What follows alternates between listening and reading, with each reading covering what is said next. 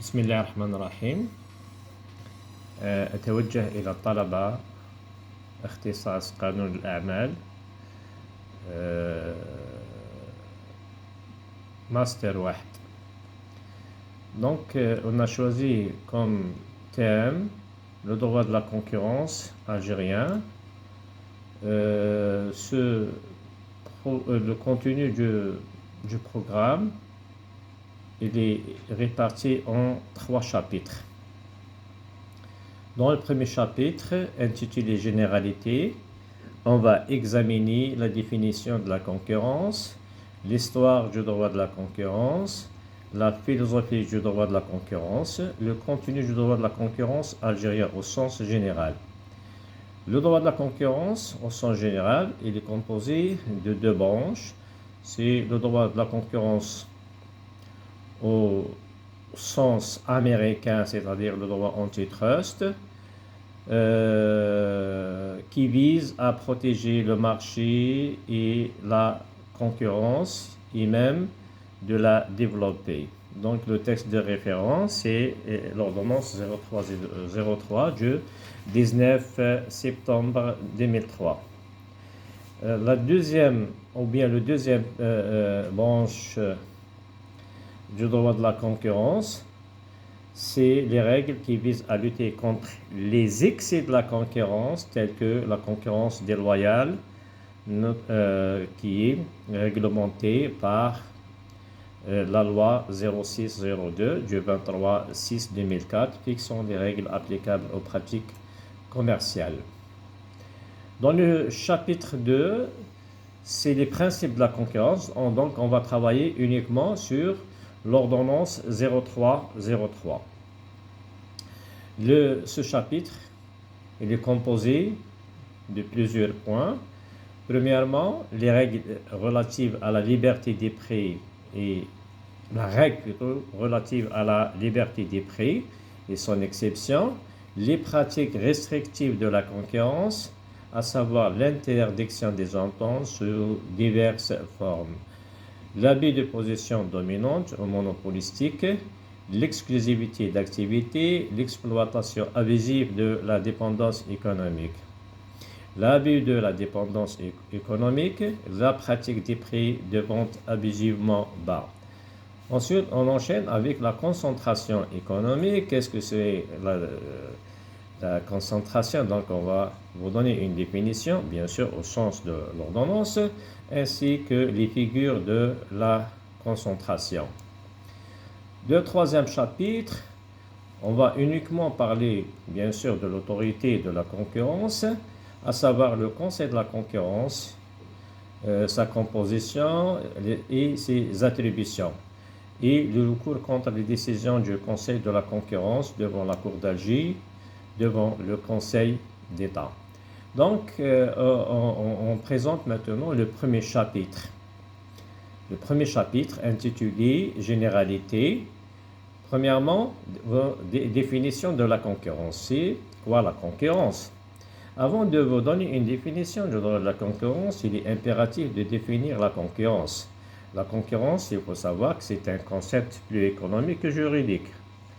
C'est la rivalité entre plusieurs entreprises qui se disputent la clientèle. Donc chaque entreprise essaie d'avoir sa part du marché, des services ou produits. La concurrence est un droit. Elle coïncide avec la liberté d'entreprendre, représentée par un principe du droit qui est la liberté du commerce et de l'industrie. Le principe de la liberté du commerce et de l'industrie fut un droit consacré par les révolutionnaires français dans un décret du 1703 de 1791. C'est l'article 7 qui stipule à compter du 1er avril prochain, il sera libre à toute personne de faire tel négoce ou d'exercer telle profession, art ou métier qu'elle trouvera bon, mais elle sera tenue de se pourvoir auparavant d'une patente. Bon, une patente ici c'est un impôt, d'en acquitter le prix et de se conformer aux règlements de police qui sont ou pourront être faits. La Constitution algérienne de 1986 lui consacre un article, c'est l'article 37. Le principe de la liberté du commerce et de l'industrie est garanti. Le même principe est repris par la Constitution en vigueur avec une formulation différente. On remarque que le terme industrie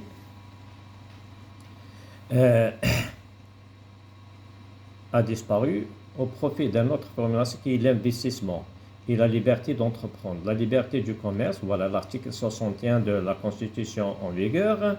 La liberté du commerce, de l'investissement et d'entreprendre est garantie. Elle s'exerce dans le cadre de la loi.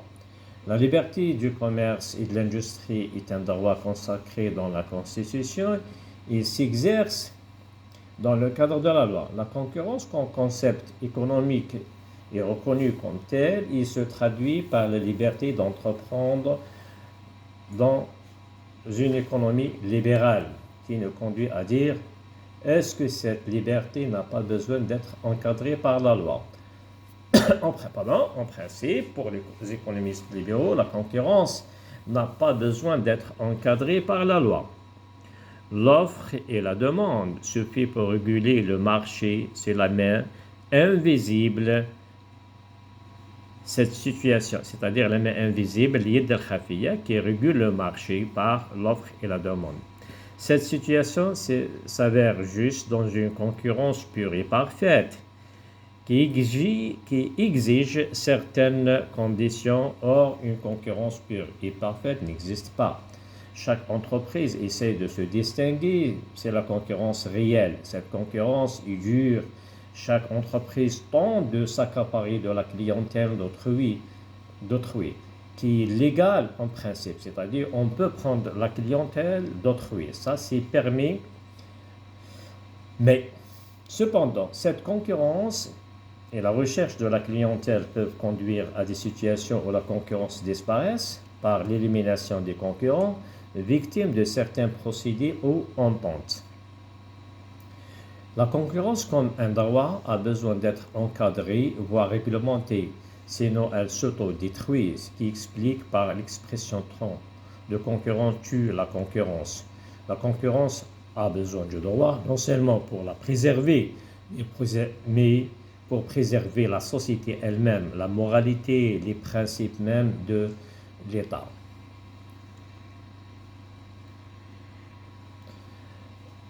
Pour comprendre le droit de la concurrence, il est très intéressant de faire un petit peu de l'histoire de ce droit, c'est le droit américain. Donc la concurrence, ou bien le droit de la concurrence a toute histoire.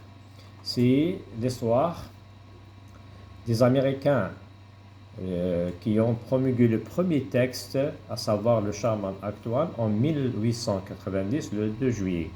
C'est une loi qui est intitulée Antitrust. Pour comprendre cette loi, on a la Standard de Wall de Rockefeller. C'est une loi qui lutte contre la concentration économique relative au marché des raffineries pétrolières. Si nous refaisons, il y a une belle phrase qui a été dite par ce sénateur, si nous refaisons qu'un roi gouverne notre pays, nous ne pouvons accepter qu'un roi gouverne notre production, nos transports ou la vente de nos produits. Sherman, c'est une phrase qui a été dite par le Sherman, par le sénateur Sherman, c'est un sénateur de l'Ohio. Cette loi a permis à la justice américaine de dissoudre cette entreprise, c'est-à-dire la Standard Oil de Rockefeller et de l'American Tobacco. En 1911, les autorités américaines procédaient à la restructuration, ou bien tout simplement ils ont scindé cette entreprise en plusieurs entreprises, c'est 34 entreprises. Et son patron poursuivi en justice poursuivi en justice et condamné. C'est Rockefeller qui a été poursuivi et condamné. Les raisons de la loi antitrust de 1890. Rockefeller possédait une raffinerie de pétrole. Il voit qu'il y a une forte demande de pétrole raffiné, utilisé pour l'éclairage, soit dans les ménages ou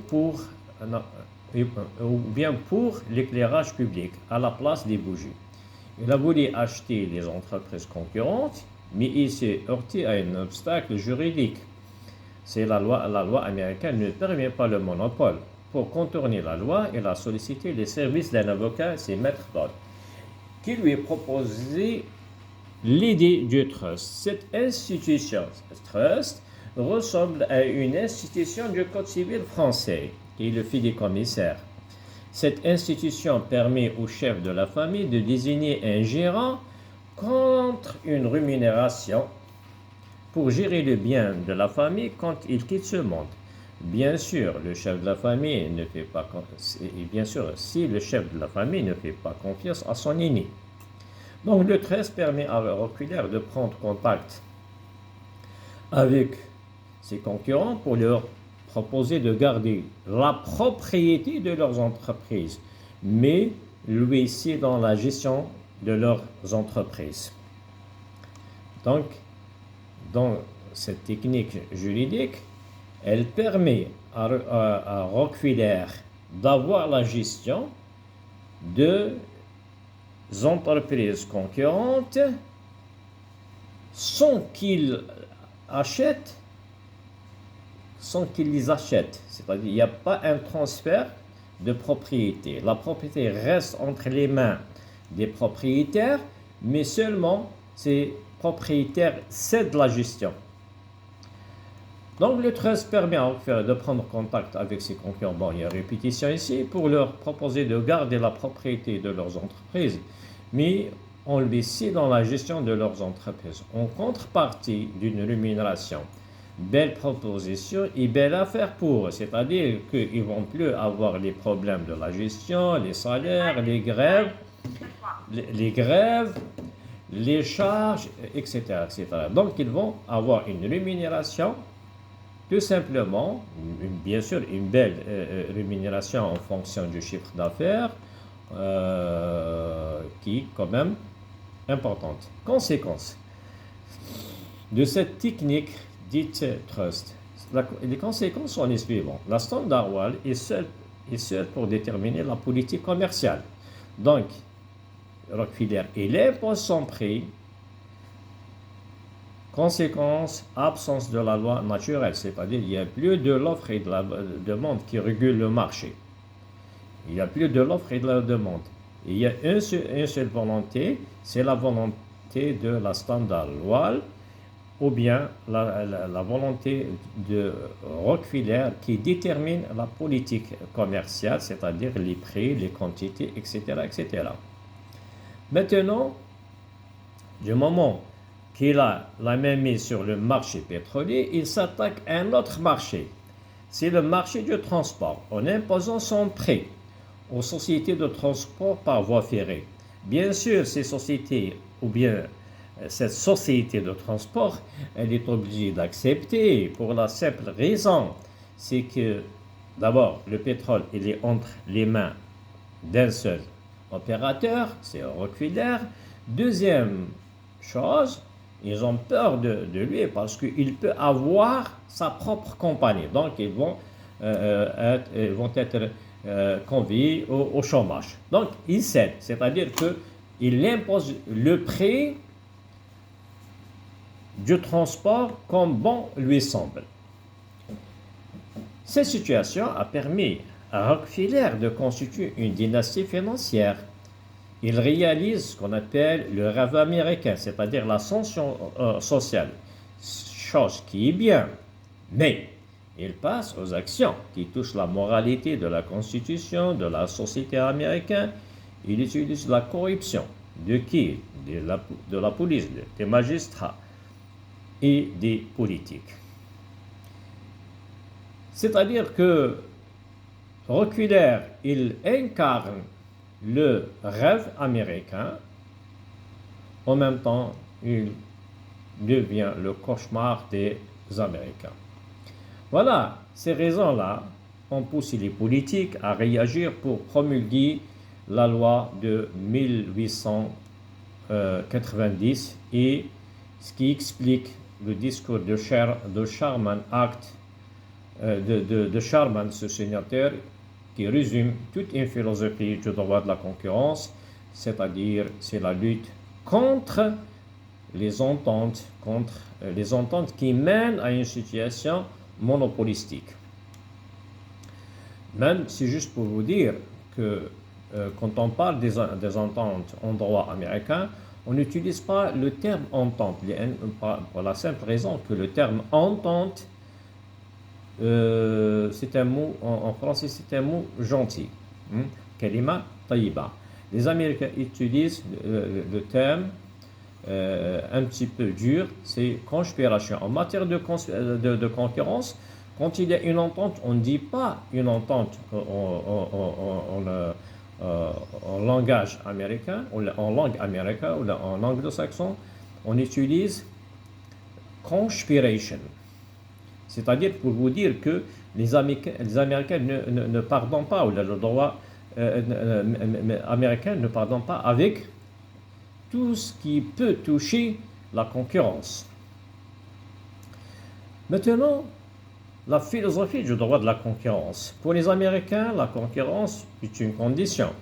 Pour les entreprises, pour les Européens, la concurrence est un moyen. Donc, il y a des conséquences juridiques. Le législateur algérien adopte le principe de la concurrence comme moyen, c'est-à-dire sur le bien-être du consommateur, l'efficience et économique. Les conséquences de telle ou telle philosophie, si on considère la concurrence comme étant un moyen, cela permet aux autorités de limiter la concurrence, même de prendre des mesures par la prise des mesures conjoncturelles ou structurelles. Ces mesures se traduisent par exemple en réglementant les prix ou mettre un seuil au prix. Merci.